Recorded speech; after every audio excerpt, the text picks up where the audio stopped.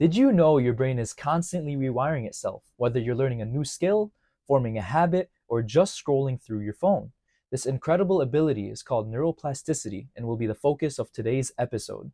But here's the twist: it can work for better or for worse.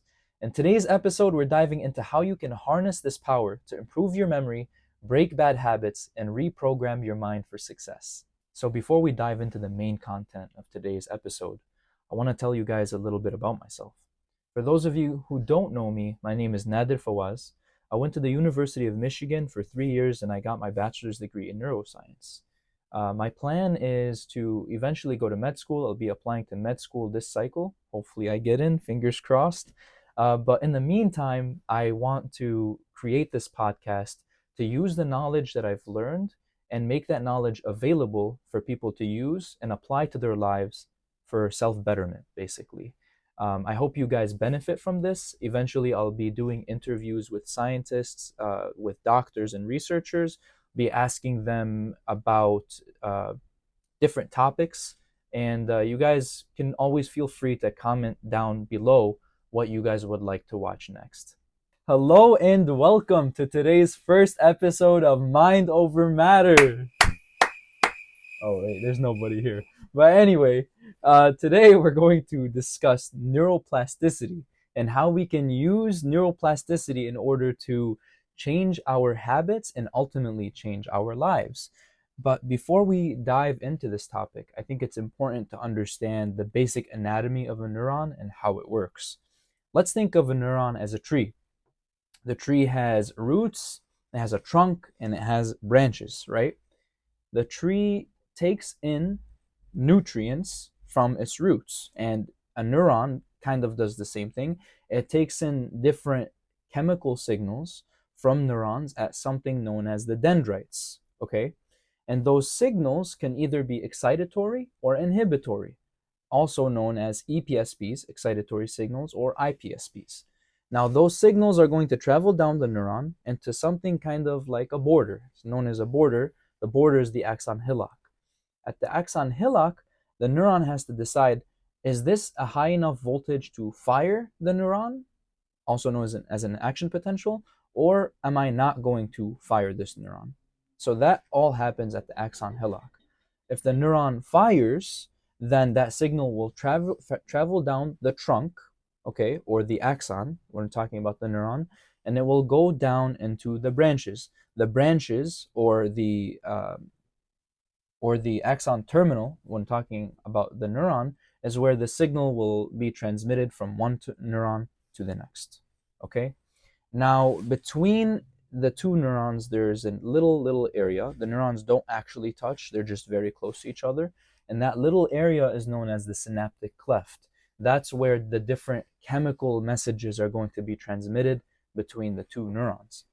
Now that we have a basic understanding of a neuron, let's dive into the main topic, which is neuroplasticity. Let's look at the word neuroplasticity. What is neuroplasticity?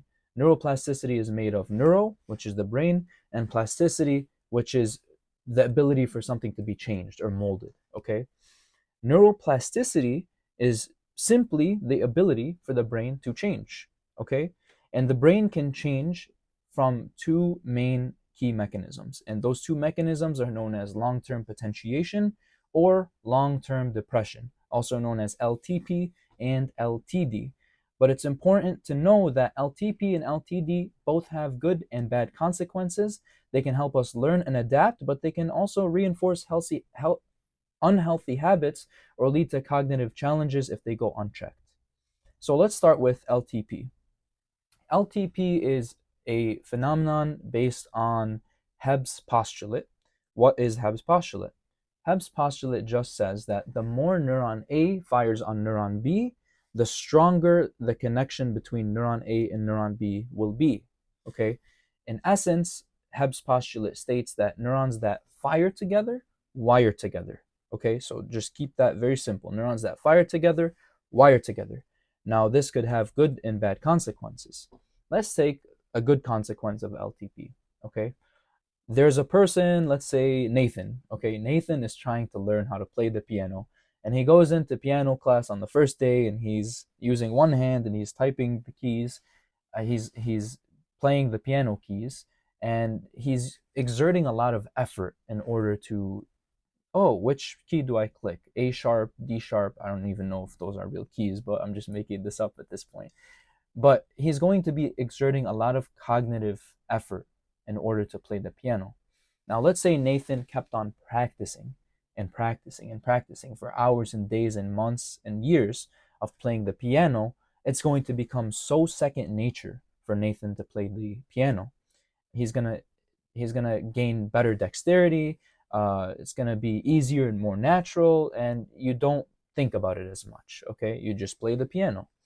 Now, that's the good part of LTP. Okay, the bad part of LTP is are things like addiction. Now, on a more extreme case, we can talk about drug addiction.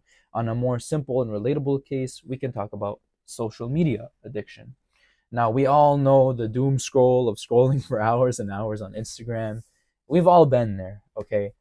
Um, those that could be bad because those neurons, that certain area of the brain, that network of neurons is going to wire together, and those neurons are going to get stronger. That bad habit is reinforced, so that group of neurons is going to build stronger connections, which is a very bad thing. Now, there's also something known as long-term depression. Long-term depression is kind of the opposite of LTP. It's the weakening of connections, or in some cases, the loss of certain connections in order to create more space for other more important things in the brain. Okay?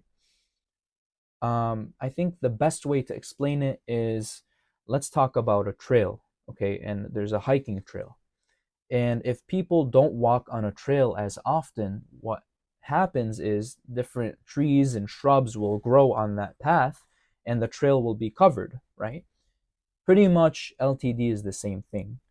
You don't use a certain skill or a certain habit, and eventually you lose that ability or you lose that habit, okay?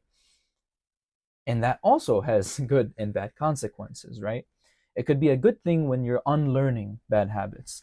Let's say I really like to go to Burger King and I love their fish sandwich, although I don't really love it, but let's use that as an example, okay? Let's say I love their fish sandwich and I go there every single day, okay? And the more and more I go there, the more and more those neurons are going to be wired together. So it's going to be harder to unlearn that habit, right? But in the case of LTD, let's say I had a change of heart and I wanted to become a healthier person. And I say, okay, I'm going to go to the gym now every single day. What happens is the neurons that were activated in me going to Burger King every day are going to have weaker connections now. So that's LTD. Those connections weakened, right? That habit, that bad habit, is now exiting my life, LTD. Okay. The new habit of going to the gym would be LTP, right? Me repeatedly going to the gym every single day is going to form new connections, better habits in my brain. Okay.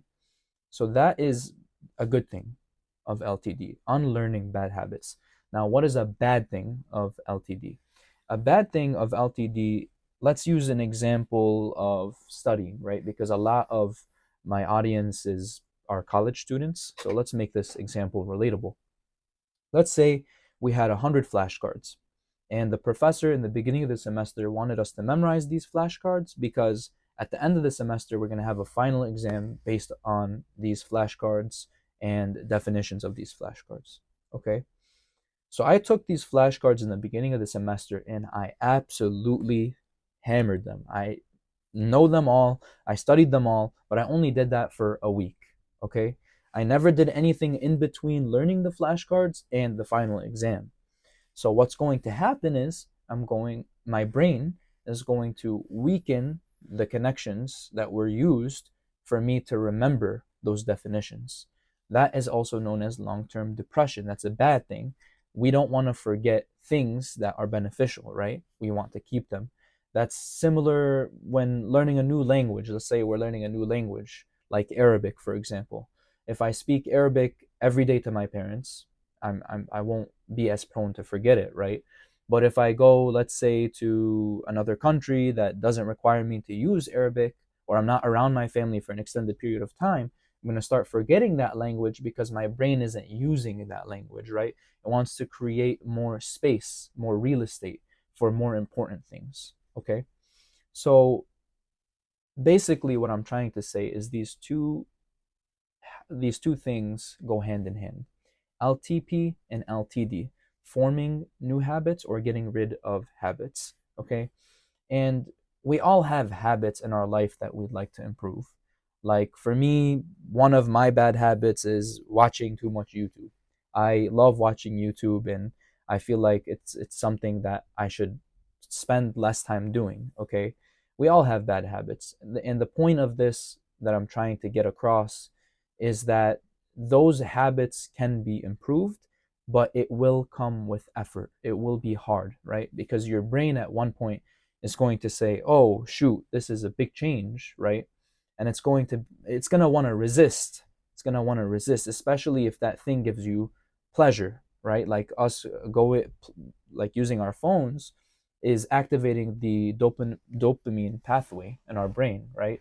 It's making us happy. And it's going to be very hard for us to break that bad habit, but with time and consistency, those things will get better. Okay? I hope that you learned from this video and you learned from this podcast today. But I want to leave you guys with a quote that I really love by Aristotle. He said that we are what we repeatedly do. Excellence then is not an act, but a habit. So people who are excellent at whatever it is they're great at took a lot of time and a lot of effort and built on their craft. Okay. So the more and more you practice something, the more and more you will improve at it. So make sure that whatever you're doing, whatever you like to do, you don't give up on it. It will be hard. You don't give up on it. You keep working and you will eventually make it. Um, so that's it for this video. Thank you guys all for watching or listening. But I want to ask you guys to please comment down below what you'd like to hear for the next video, and if you have any comments or concerns about this video. Thank you guys for watching, and until next time.